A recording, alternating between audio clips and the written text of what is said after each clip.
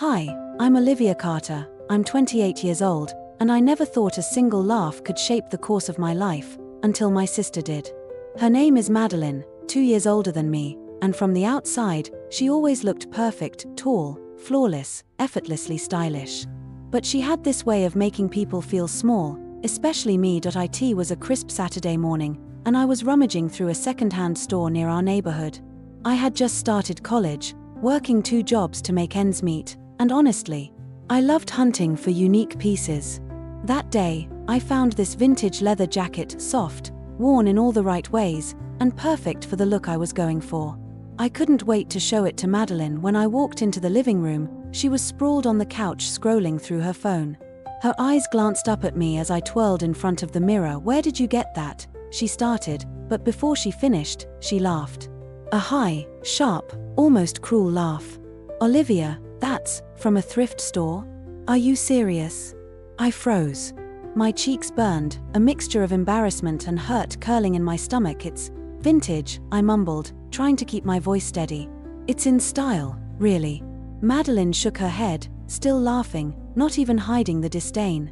"Yeah, if you want to look like you've been dumpster diving for fashion. Honestly, Olivia, sometimes I don't know why mom bothers buying you anything new. You just wear all the wrong things." The words stabbed deeper than I expected. I wanted to say something, anything, to defend myself, but the lump in my throat made it impossible. I turned away, clutching the jacket to my chest like it was a shield, and left the room. That night, I lay in bed staring at the ceiling. I couldn't stop replaying her laugh in my head. It wasn't just about the jacket, it was the way she made me feel invisible, unworthy, and small. And for the first time, I felt a seed of determination growing inside me. Maybe one day, things would be different. Over the next few years, life became a series of tiny battles. I worked odd jobs, saved every penny, and studied business management at night. Madeline went on to college too, always with her perfect wardrobe, her perfect friends, her perfect life. Every time I saw her post pictures on social media, flaunting designer bags I couldn't afford, I felt a familiar sting, but I also felt a spark. I started sketching designs late at night, after work, after classes.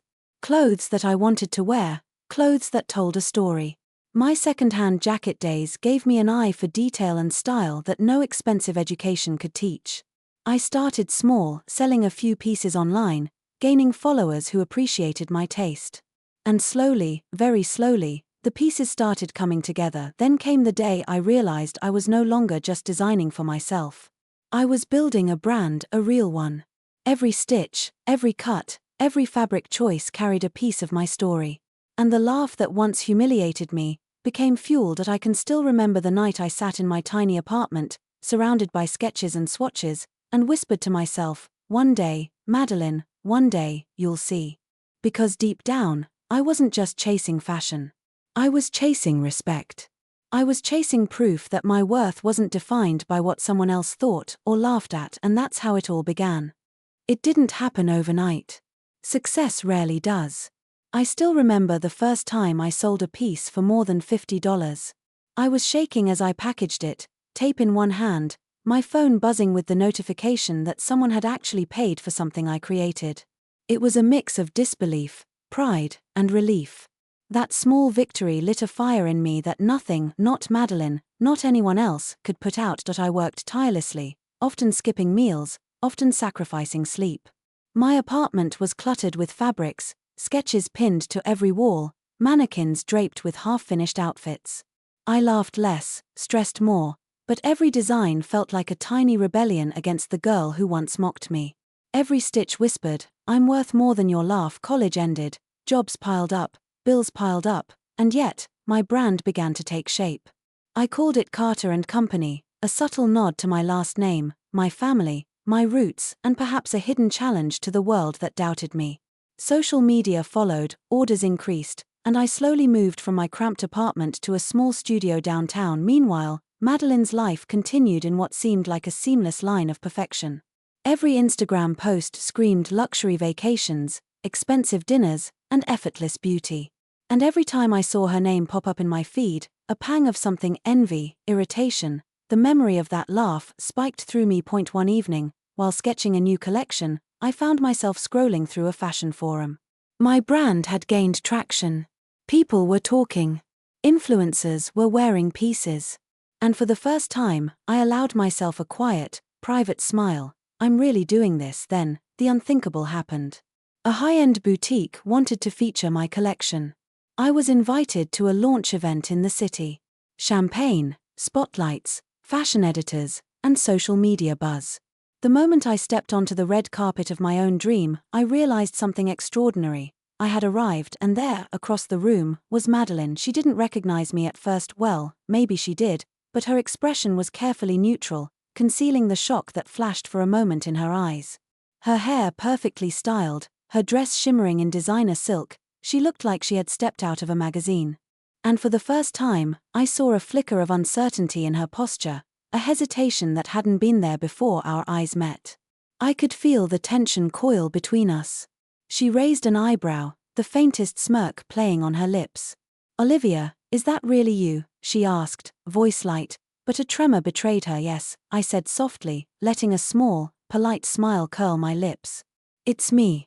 I could see her eyes darting to the racks of my designs, the meticulous display of what I had built from nothing. And suddenly, it hit her, this was the girl she had laughed at years ago. The one she thought would never amount to anything. The girl in second-hand clothes, struggling through college, was now a force she couldn't ignore. That night, as the event ended and photographers captured every moment, I watched Madeline move through the crowd. She smiled, networked, pretended to be engaged, but I knew she was calculating, assessing.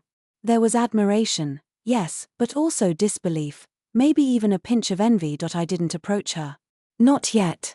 Part of me wanted to savor this moment, to let her silently recognize what she had once dismissed. I was no longer the younger sister begging for approval. I was Olivia Carter, a woman who had turned ridicule into ambition, and ambition into undeniable success. As I left the venue that night, the city lights reflecting on the sidewalk, I whispered under my breath, "One day, Madeline, you'll understand." But what I didn't know then was that day would come sooner than I imagined. Because life has a funny way of bringing the past back into your present, and this time, it wasn't going to be polite. Success has a strange way of teaching patience. By the time I opened my first standalone boutique for Carter & Company, I had learned to enjoy the quiet thrill of watching people discover my designs. Every sale, every compliment, every social media mention, it was proof that my years of struggle, my sleepless nights, and the sting of Madeline's laughter had all been worth it. The boutique was sleek, minimalist, with warm lighting that highlighted the textures of each garment.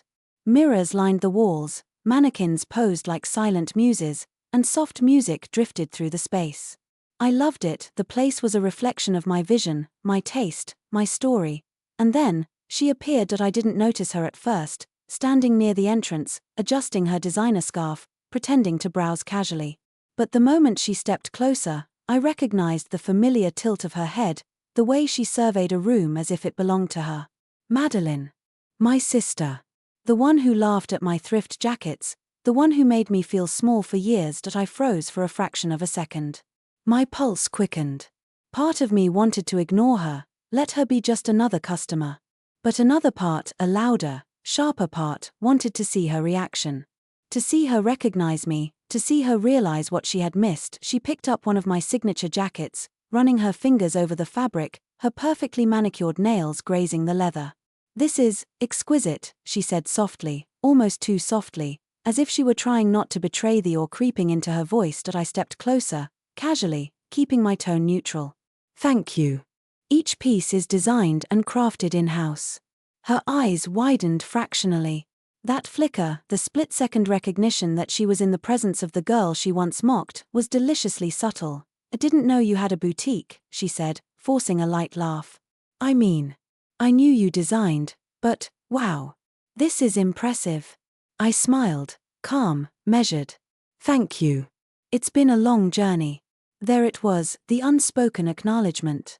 The realization that the younger sister, the one she dismissed, had become someone who commanded attention, respect, even envy. I could feel it radiating from her, that tension mingled with disbelief. Madeline glanced around, pretending to examine other items, but her eyes kept returning to me. I might actually buy something," she said finally, voice tinged with hesitation, as if saying the words aloud would make them more believable to herself. I nodded politely. Take your time.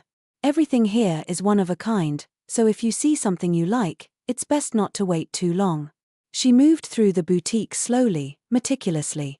I watched from behind the counter, pretending to be absorbed in a notebook, noting orders and measurements, but secretly savoring the quiet, exquisite satisfaction of seeing her in my world. And then came the moment I had anticipated, though not without a pulse of nervous thrill. She picked up a high-end dress, the price tag gleaming in the soft light, and her eyes met mine. I guess I underestimated you, she admitted, her voice barely above a whisper. I didn't reply. I let the silence speak for me. Let her internal struggle, envy, admiration, recognition, do the work my words never could. When she finally approached the counter to pay, there was a hesitation, a flicker of vulnerability in her expression. She wasn't the perfect, untouchable sister from my childhood anymore. She was just a customer, standing in line, waiting for something she had once mocked. And in that moment, I realized how far I had come, not just in fashion, not just in success, but in life. I had turned humiliation into ambition, laughter into motivation, ridicule into power. Madeline could laugh no more. That laugh had long been replaced by awe, by uncertainty, by the quiet, bitter recognition of my triumph. I rang up her purchase, my hand steady, my smile calm, professional, but inside, I was buzzing. She handed me her card, a bit clumsily, almost sheepishly. I swiped it, handed her the receipt, and said, softly, enjoy it. It suits you. She paused, as if the words carried a weight she hadn't expected. Then she smiled, a polite, controlled smile, and walked out. But I knew, she would remember this. Every glance, every whispered recognition, every tiny moment of realization. And as I watched her leave, a thought drifted through my mind. Revenge isn't always about humiliation or confrontation. Sometimes, it's about quiet, undeniable success. And nothing, absolutely nothing, tastes sweeter than the knowledge that the person who once laughed at you is now waiting in line to buy from your hands. Weeks passed after that day in the boutique, but the memory lingered like a slow-burning ember.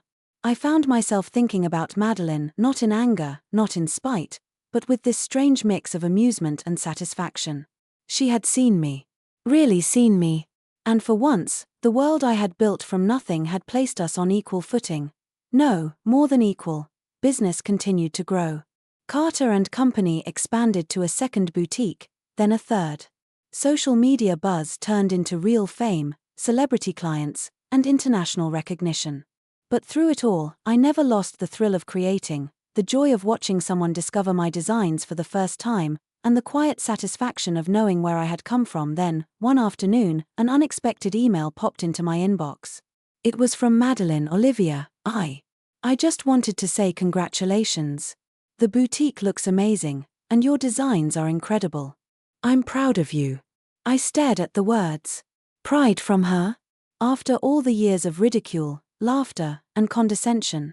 My first instinct was to scoff, to dismiss it as polite courtesy. But beneath that, a warm, undeniable feeling surfaced: closure. She had acknowledged my success on her own terms, and that acknowledgement was enough. I typed a response carefully, choosing words that were polite, but confident. Thank you, Madeline. That means a lot. I hope you find something that truly inspires you in life, as I have in creating these pieces. I hit send and leaned back in my chair, letting a deep breath escape. There was no gloating. No need for revenge beyond what had already been served by years of perseverance. I had earned every success, every accolade, every smile from satisfied clients. My triumph wasn't measured by her recognition, it was measured by my own growth, my own journey, and the woman I had become. Not long after, I ran into her again, this time at a charity gala. She was wearing one of my signature dresses. The way she carried herself, it was different. Graceful, confident, and, surprisingly, genuine. She caught my eye and gave a small, almost shy smile. I returned it with warmth. Beautiful choice, I said, nodding toward her dress. Thank you. I love it, she admitted. I mean, it's amazing. You're amazing. No bitterness, no tension, just acknowledgement and quiet understanding. In that moment, I realized something essential. life doesn't always need to be about one-upmanship or petty revenge. Sometimes, success itself is the best response. Sometimes, growth, resilience, and the quiet pride in one's accomplishments speak louder than any words ever could. Madeline had waited in line to buy from my hands. She had laughed at my clothes. And yet, here she was, embracing the very thing she once mocked. But the story wasn't about her, it was about me.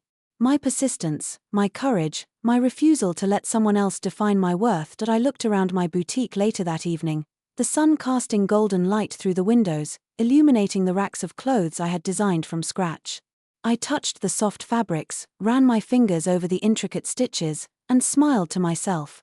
The laugh that had haunted me for years, it no longer had power. My life, my success, my peace, it was mine, entirely. And for the first time, I felt a serene, unshakable satisfaction. Madeline would always be my sister. We might never completely understand each other, and that was fine. But I had learned that triumph doesn't always need confrontation, and revenge doesn't always need cruelty. Sometimes, it's as simple and as sweet as proving to the world, and to yourself, that you are enough. I sat back in my chair, taking a sip of wine, watching the city lights flicker in the distance. The journey had been long, painful, and filled with doubt. But I had arrived. And in that arrival, I discovered something invaluable: my own power, my own worth, and the beautiful truth that success earned through perseverance is the most satisfying revenge of all.